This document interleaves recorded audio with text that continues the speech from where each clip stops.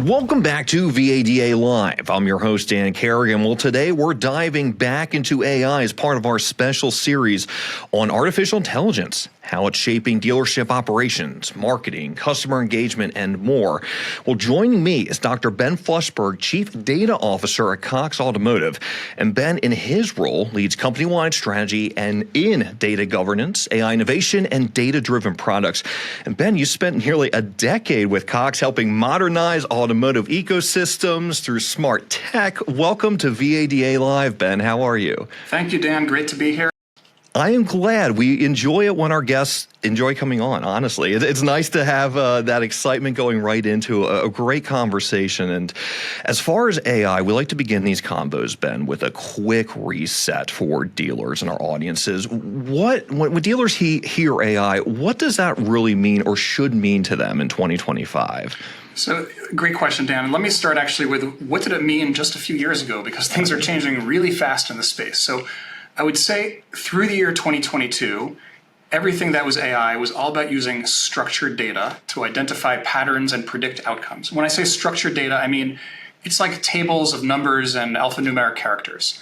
And an example would be with Kelley Blue Book ICO, we use a lot of historic transactions to predict what is the fair cash offer price for a vehicle that will be good for the consumer in a trade-in and be good for the dealers too. That's what AI meant, those kinds of things, until 3 years ago. With the introduction of ChatGPT in November 2022, so let's just call it kind of 2023 and on, people are often referring to AI when they're really referring to generative AI. And that is algorithms that can interpret and generate unstructured data. So for things like text or computer code, these are called large language models. Or for images or videos that are predicting pixels, it would be a large vision model. And that's ChatGPT from OpenAI, it's Google's Gemini, Anthropic's Claude, Microsoft Copilot. And that's kind of the last 3 years. I would just add in 2025, we've got a new term, and we call it Agentic AI. And this is the combination of a large language model with access to tools, things like a web browser or a database or an API, so that you can give an instruction or set a goal in your own natural language, and the AI can go and execute on it and actually do workflows in much more automated fashions. Thank you for that insight, Ben. And it's really helpful to have that background. And it's amazing. You talk about history and AI now. We are going back. It's almost, to some, it appears that this just happened overnight. For some dealers, and driving into the practicality, we're going in this series from AI 101 to perhaps going up to a 300, 400 level course. What lessons should dealers consider as they either test or expand adoption? What should they look out for? I'll start with like the 101, and that is just start using it, start experimenting. No analysis paralysis. You got to learn by doing. And I encourage people to start with whatever makes sense for them and their role at work or their personal life. And so identify a pain point you have and try to use an AI tool to solve it. And so, in my role as Chief Data Officer, I'm often using generative AI to do research at the cutting edge of, new subjects that are coming out really fast and getting recommendations for how to incorporate AI into Cox Automotive's own operations. But, on the flip side, I have a brother-in-law who's in sales in the logistics industry, and he's using it to identify customer prospects in his space and then composed personalized outreach emails. And so find the problem that you're trying to solve, find early adopters in your own company, in your own dealership, and give them the tools to start experimenting and learning and then sharing knowledge with others. That's kind of the 101. I would say the 301, you said, is like, higher level as some companies are much more sophisticated. I would say there are a lot of startups that are moving very quickly in this space and building some fantastic point solutions that are adding a ton of value right now. And I think that's great and a great way to get started. I'm also beginning to hear from dealers that we speak to that they're starting to experience AI sprawl. They might have, one tool for service, one tool for sales, another one for marketing, and they can be disconnected. And so you're talking about like at the advanced level, thinking ahead, aim for choosing, vendor partners that can help you integrate across your different software systems and your tools and help you bring a much more unified experience that will integrate workflows throughout your dealership. Speaking of unification, where are you seeing success stories? Any examples where AI has helped dealership operations or even vendor collaboration? Yeah, absolutely. And I think one of the earliest areas we started seeing things and doing ourselves was for the Business Development Center, for the BDC, communication between dealers and their customers. And the reason why this is low-hanging fruit is because these communications are often email and text, or they could be transcribed, phone calls. And so they're really ripe for using generative AI to write them quickly, which saves time, and even tailor the tone to your specific dealership and what you're trying to achieve. What we've also found is that what's truly differentiating is combining, I talked about predictive AI before, combining that predictive AI proprietary data to do consumer personalization and personalize that communication, combining that with the generative AI for doing that at scale. And so you would not only save time, but you also have more effective outcomes. In Vin Solutions, we have a product called Predictive Insights with generative AI, and it does exactly that. It uses proprietary data, predictive AI, to identify what consumers may be interested in purchasing, what vehicles they have for trade-in, and we're seeing not only it's save time for dealers in the BDC, but also it's having better outcomes like appointment set rate and ultimate sale conversion rate. And so it's like a win-win situation that's been wildly popular, and there are a lot of great solutions out there. Within the predictive analytics, of course, you mentioned some benefits there. Is there anything dealers should watch out for in that space as well? So yeah, I mean, like benefits are you got to find what you're trying to solve. You got to focus on metrics that matter, whether it's lead conversion, inventory turn, and to me the pitfalls are, the one I always say is garbage in, garbage out, and so AI is only as good as the underlying data it's using, and so if you don't have your data well organized across your systems, your DMS, your CRM, inventory management, you won't get as good output from the AI being able to predict things. The other recommendations I give is, and we do this ourselves, is always start small. Try to pick a problem, but then have a very specific metric. I mentioned a few, lead conversion. So you're trying to predict which leads are most likely to convert and prioritize them. Go with that metric, run a pilot, start small, measure the result against that metric, and then iterate and expand from there. It's always easier to start small, succeed, get some wins under your belt, and go from there. It's a lot easier than trying to go for everything at once. In talking about the data, knowing that dealers have some insights already, everything from sales to the service to the marketing side, anything just from what you and the team in Cox already doing to really help take those data into actionable insights and kind of bring them to life and improve operations as opposed to just kind of living on a dashboard? Yeah, a great question. A couple months ago, I published an article, I think posted on the Cox Automotive website, and we kind of call it the AI pyramid. It was the graphic that we used, which is at the very bottom, we say are insights. It's like, tell me what happened. Just above that is predictions. Tell me what's going to happen. And then above that, recommendations. Well, tell me what I should do. And then at the very top, automation. Just do it for me. I trust the AI enough if you ever get there. And we think of it as you go up that pyramid, the value that's being provided is greater, as you were saying, like actionable insights, and then actually executing on them. But it also gets harder to do. And so we are always striving to move up this pyramid. And sometimes you have to actually go through the whole pyramid from bottom to top as you gain more trust with your end user, your customer, and build that confidence and trust that they can, so to speak, turn over the keys a little bit. Perhaps having a human in the loop for a portion of the time, all the time. Some examples, in our Vin Solutions CRM, we a bunch of years ago started displaying personalized insights from our Kelley Blue Book and AutoTrader web activity data, so that customers would say, oh, okay, I know this consumer who walked in the door, I know what they've been shopping for on the Cox Auto websites. That's great, and it was a ton of value. But now, as I mentioned with the predictive insights, we're trying to use that to actually write the personalized communications for sales customer service. And so that's going from insight to now a recommendation. And we have a human, like the dealer is in the loop and can press yes or no or edit, but it's like one step removed from automation. In VADA, we recommend, we've been recommending retail pricing on vehicles for many, many years, and we're starting to move more into the realm of automation. And next time, another example is just trying to use AI to reduce some of the manual steps for technicians around documentation, or providing insights to help dealers acquire the vehicle when it comes through the service drive, so another channel for acquisition. Overall, we're just always trying to move up that pyramid and drive more value. With the support you mentioned with staff, there is the fear, and we've been getting to this topic in various segments about just AI being a replacement, or that's just the concern that some have.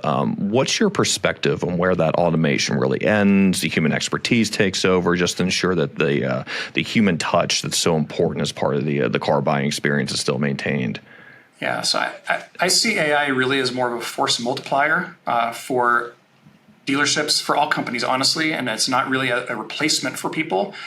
And so I think it's good to think about AI is really good at handling repetitive tasks, whether it's processing paperwork, qualifying leads, analyzing inventory, and some of these are activities that people don't enjoy doing because they can be tedious. And so AI can free up dealership employees to do what humans are actually best at: strategic planning, building trust with customers, trying to turn a transaction into a relationship that will be ongoing throughout the life cycle of the vehicle. Now, that being said, make no mistake, AI is going to change jobs everywhere, at every company, in every industry. Just like the internet did 25 years ago, and just like mobile devices has changed how we all do our day-to-day work in our personal lives, things are going to change. But I would say that the individuals, the companies who embrace this sort of interplay between human AI expertise and the partnership, those are the ones who will be most successful long term. And I would say on an individual level, the people who proactively adopt AI and learn how to use those tools effectively, they're the ones who are going to be able to get jobs anywhere. And so I've heard at some conferences people saying AI is not going to take your job. It's someone who knows AI better than you will. And so, we encourage all of our team members, our employees, lean in, learn it, because it's a new tool that's out there. And in a way, there's no going back, and it can really augment everybody. It's a really great point, Ben, in talking about, okay, AI changed everything, but it is a skill, and it's something that's in demand more and more. From your leadership role at Cox, is there anything you tell staff members or others throughout the organization about the importance on, call it upskilling on AI, or learning it or embracing that? Anything you share with them on how to do that and why it's important? It's a little bit of what I started with in the 101 at the beginning is just get started. It can be intimidating, any new technology, and you just have to try it and try to do something that, ask friends, ask colleagues what they do. And you might find the first few things will take you longer, but then as you start to learn what it's good at, what it's not as good at, it'll start to add value. And I find every week I learn something new that I can do differently or better than I did before. And occasionally I find things I'm going to just keep doing it the way I was. But it's all the above. And it's important for people to also seek, training, it's access to tools. And so at Cox Automotive, we run a lot of training. We do hackathons, giving people the opportunity to do bottoms up innovation and just come up with good ideas. And a lot of them are actually really great ideas that we end up, pushing into production. And so we're trying to empower our team members to adapt and to learn these new skills, because what we really want is for everybody to learn the new skills and be even better at what they're doing. Change management. Let's go there for a second. Yeah. In knowing if someone's perhaps all bought in or maybe not when it relates to AI, but recognizing whenever you're implementing a new process, procedure, technology, it can be a hurdle for some, especially when you're talking about dealerships of all shapes and sizes. What's your advice for dealers trying to just really get that buy-in, manage that shift when it comes to the automation and use of AI?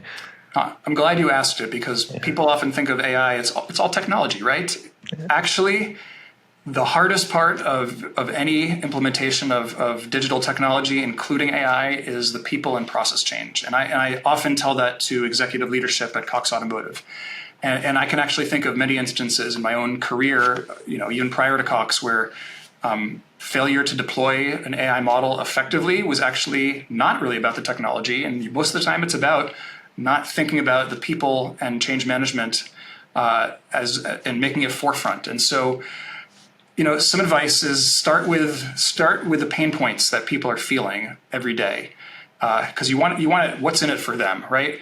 And also, it's really important to step into either your customer's shoes or your employee's shoes and think about what are they experiencing? What is the pain point like? Because believe me, if you don't go into their shoes and understand what their current process is and then what the new process might look like, you'll be off the mark, because you'll try to just, push a technology change that doesn't really solve their problem, or maybe doesn't align with their own, incentives or psychology. And so you've got to step in their shoes, think about the human side.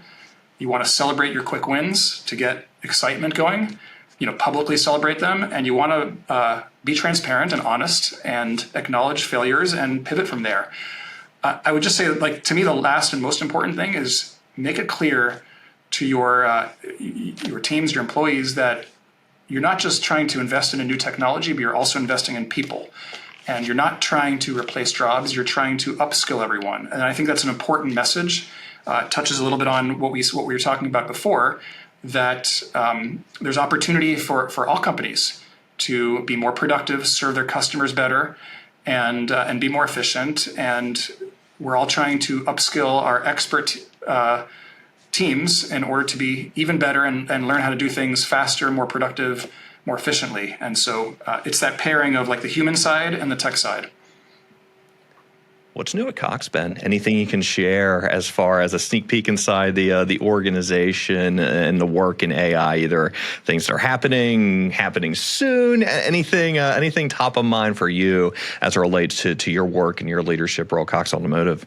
I can share, as I said at the beginning, things are moving super fast, and it's this AI world is like a whirlwind. Sometimes we talk about it like dog years.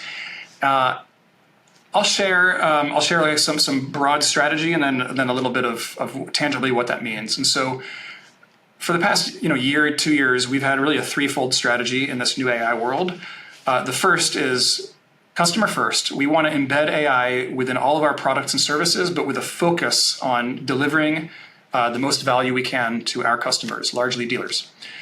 The second is we want to embed AI within our own operations to improve how fast we can drive innovation for our customers and also our own productivity and effectiveness. And that is, we're embedding AI in product development, software engineering, customer care, performance management, and pretty much every functional vertical. And the third thing is we are trying to drive that cultural transformation, the change management that you were referring to try to unlock value across our whole enterprise. What does that mean tangibly? What I think you should, our customers and dealers should expect from Cox Automotive in the coming months, is we're focused on innovations that will help dealers connect more effectively with consumers. So think about personalized experiences and via whatever channel consumers want, whether it's in-store, digital, and when I say digital, now I'm also including agentic chat kind of experiences, which we're all starting to use in our personal lives, and it's sort of making its way into business worlds. The second is we'll be doing innovations that help dealerships automate workflows and reduce repetitive tasks, reduce swivel chairing, so we can help our dealer customers have improve their own operations. And because we're also utilizing AI within Cox Automotive ourselves, our customers should expect these innovations to come faster, and that we're going to also focus on using AI to elevate customer service. And as one final question, really appreciate your time, Ben. Industry-wide, are there any developments with AI you're watching most closely at this point in time? Yeah, so I'll mention two, and I touched on them a little bit before, but one is this move towards hyper-personalization at large scale. And so whether this is very hyper-personalized marketing, AI that knows that a customer bought from your dealership 5 years ago, it knows their service history, it knows their ownership history, we know what are all the vehicles they've owned, what's in their garage right now, what's their life stage and demographics, and it can really optimize that outreach and communication in truly individualized, really one-to-one ways. Because as consumers, we like to feel like we're being served in a personalized way, and that dealerships are approaching us and are the actual things that we want to achieve. So that's one thing, hyper-personalization. The other trend is, and this is I think the really exciting one, is AI-powered workflow orchestration. And so at the very beginning, I defined, agentic AI is you give AI access to a tool and it can automate like a step. So that's like single step workflow, but then there's multi-step workflow. And if I think out 2, 3, 5 years, there's like integrated, coordinated workflows across the entire dealership. And so across inventory, across F&I, sales, parts. And I think that's where things are really exciting, where dealerships can be using it to have just a much more connected workflows and operations that in the end will actually serve their own customers better. And so if I think about the dealers that are going to win in the next 3 to 5 years, it'll be the ones that are not just focusing on point solutions of AI. That is, already fantastic and a step ahead, but also not just plugging AI into their existing processes, but redesigning operational processes around what is possible with AI.